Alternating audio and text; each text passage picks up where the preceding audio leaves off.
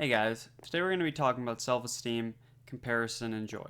And I feel like a good place to start off with this is a quote I really like that seems, relevant here. So during the year 40 AD, at the height of the Roman Empire, there was this senator, philosopher, and playwright named Seneca.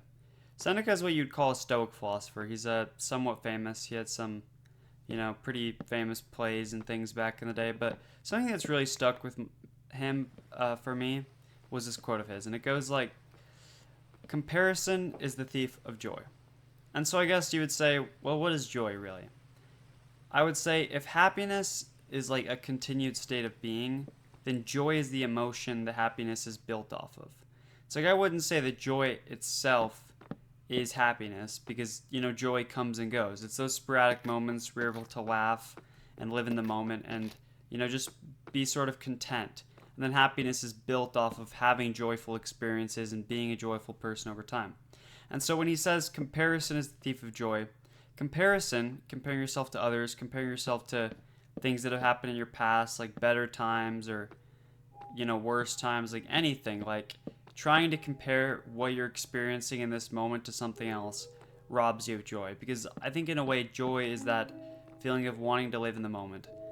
And for whatever reason, I feel like a lot of people in this generation, a lot of men especially, have really low self esteem. I mean, I think really everyone has low self esteem nowadays because of comparison, like with the internet and everything. Like, back in the day, you weren't seeing like the richest, most successful people in the world all the time, but nowadays it's like, you open social media and you feel immediately inadequate because you're seeing like the height of this existence. You're seeing people, riding around on jet skis in Dubai. You're seeing people on like podcasts who have made, millions of dollars, like all these crazy things that, you're so far away from. And it's almost like in our mind, that bar to have joy, that bar to like be, fully content with your life has been raised. Because it's like humans are naturally very like, I wouldn't say it's anyone's fault necessarily. I think this is almost just like a biological adaptation of some kind, but I think humans naturally are creatures of comparison. Like, we need a reference point to understand anything. Like, something isn't cold or hot in it of itself. It's like when you compare it to what we're used to or when you compare it to something. And so I think that depending on the age and time you were born in, like what country, like all of your circumstances, you can have a totally different perspective on the world and a totally different ability to feel joy and be content with your circumstances. And that's where like spoiled people come from and things like that, is because if you become used to a certain standard of being, then like if for some reason that standard was dropped, it would affect you much more. Whereas someone who's been used to a very low standard of being, they would feel happiness and gratitude for something very small that you might take for granted. And so, humans are very like adaptive creatures. We adapt to environment, and we're always in search of comparison to like, you know, kind of figure out like where our placement is, in the hierarchy of society or just like in general with our lives and how much further we could be along. And so I would say that because of all of these factors and many others, like a lot of people nowadays have very low self esteem. We feel like suddenly this bar has been raised and the threshold of competition necessary to just keep up is so much higher. Like now suddenly we feel like, oh, I have to be a millionaire, I guess. I have to, be like cruising around on yachts in the Maldives to be happy. Like I have to do this or that. But joy isn't contingent on anything. Like joy and happiness, these are all internal emotions, really. Like they're all like, I guess you could say chemical reactions if you wanted to boil it down to just like the biology, like the science of it. But more than that, they're like, it's like a mental game, Like not only do your circumstances influence the way you see the world and your ability to feel joy, but also the way you have conceptualized your own existence and things like that. When people say that like gratitude practices, like people who journal and write about what they're grateful for helps them, I don't necessarily think it's for the reasons most people might assume. I think genuinely what it does is helps them become more and more cognizant of what they have to be grateful for, because it's like if you aren't able to check yourself, you aren't able to sit down and see like, okay, yeah, like I have food in my belly, I have a roof over my head, like some people don't, then you're just comparing yourself to the best possible thing you're aware of, and then of course it's inevitably going to fall short. I think that's why like gaining a broader perspective is so useful too. I think that's why that's so good for people. That's why like, philosophy helps a lot of people. Like in ninth grade, I took this classical philosophy class in school, and there were a couple of books that reread that I had really affected me in a deep, profound way to this day. And one of them was Meditations by Marcus Aurelius, where he was a Roman emperor. He had the best possible standard of life, and he realized that he was unhappy despite all of that, and he had to work on like humbling himself. Like he would do all these bizarre practices, like he would purposely sleep on his bathroom floor. He would purposely deprive himself of the comforts that were so readily available to him, being the most powerful man in the world. And even though he was in that position and he was literally a Roman emperor, he ended up being sort of like a Stoic philosopher and really like embodied those like philosophical principles and lived to the highest good. And I found that really profound because it says like anyone, even like an entitled rich American like me, can live up to that standard if a literal Roman emperor could. And then another book, which is a complete flip side to this that we read, was Man's Search for Meaning. Now, this is an absolutely incredible, life-changing book. I think every single person, like this should be a required reading. Everyone on earth should read this book. But basically, Man's Search for Meaning was written by a man named Victor Frankl. He was like a Jewish psychologist in a concentration camp. And during World War II, like, and this book is just so profound. Like, the entire book is about this concept of like the last of human freedoms. So like when everything is taken away from you, when all of your possessions, your family members, everything, like even your own name is taken away from you, like you're thrown in a camp, you're shaved bald, a tattoo of numbers is put on your arm, and that's how you're referred to. Like everything is taken away from you on that life. And he says like how that like changes your entire perspective of reality, like how you adapt and are able to try like desperately to find the light even in those darkest of moments, that you almost reach like a deeper connection with the world around you when you're in a situation like that and you're almost forced to. And it's strange like how much differently he sees these like mundane things, that he, it's not like there would be no joy in a concentration camp. Obviously it'd be a very like depressing atmosphere, and obviously it'd be terrible to be in a concentration camp, but it's not like there would be zero joy at all. It's just that reference point has changed so much that you get joy out of different things. Like, there's this really, really powerful quote from that book where he's talking about, the daily soup rations that they would give out at the camp.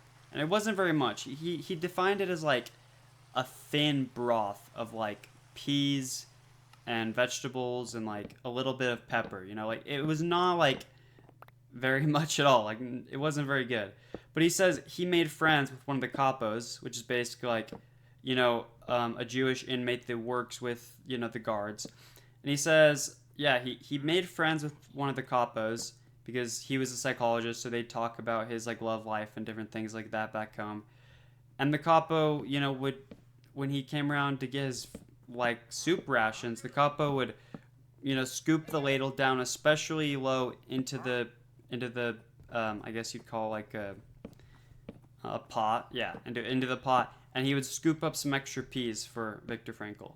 And he said that getting a couple of those extra peas in his soup that morning made his entire day. Like it was so incredibly like joyful for him that he could get a little bit of extra calories, like a little bit of extra flavor in his soup. He said it helped him get through the entire day, like an entire day of hard labor, like with bad working conditions out in the freezing cold. And obviously, like, he wasn't, like, necessarily happy in those conditions, but it's like, happiness is all relative. And in a situation like that, he just found a way to maintain joyful moments throughout the day despite all of that. Like, he talks about, the inmates would do, like, seances sometimes, like, kind of like with a Ouija board, like, for fun. Like, when the guards weren't around, they would do stuff like that. And he recounted that they would be able to laugh and they'd be able to joke around and have fun and almost like forget how terrible the circumstances they were in actually were.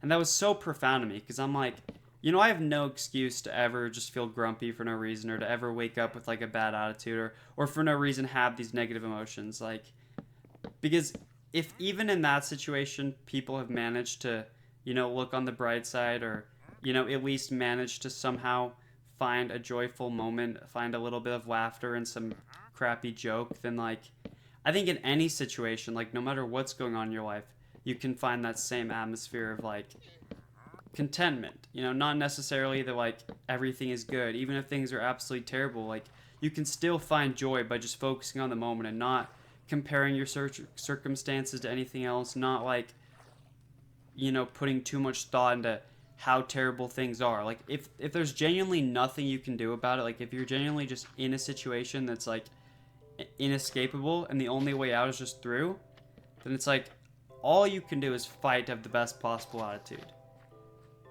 And what's beautiful is that like we don't have to go through a traumatic event like that to find those same lessons. Like in our own lives we can just reflect and gain a broader perspective and realize that comparing ourselves to others, like feeling inadequate, like beating ourselves up over all these tiny things, like any of that, like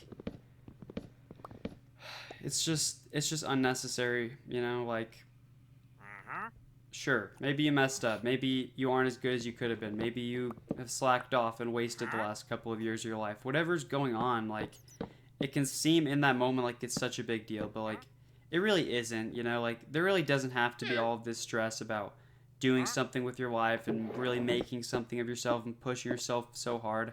I think everyone should, but at the same time, like we just live a small existence on this planet. It is what it is. Really, we're here to just gain some kind of experience, and whatever that is for us. It's like going through that entire life, like beating yourself up because you're not doing it as well as you want to be, or you feel inadequate in some way, or comparing yourself to others, you feel like you fall short in some ways, and you're worse than others. Like you have to treat yourself almost like someone you care about that you want to succeed. Maybe this individual doesn't have everything to work with that some people do. Maybe they fall short in certain areas, but you still love this person and you care about them and you want them to succeed. And you know that despite all of that, they totally could succeed. And so it's like all of these defeating, like doubting thoughts of comparison to others and the ways that you fall short and how you're not enough or you're inadequate in some way, like not only is that harmful and destructive to your peace and your joy, but it also like doesn't help at all.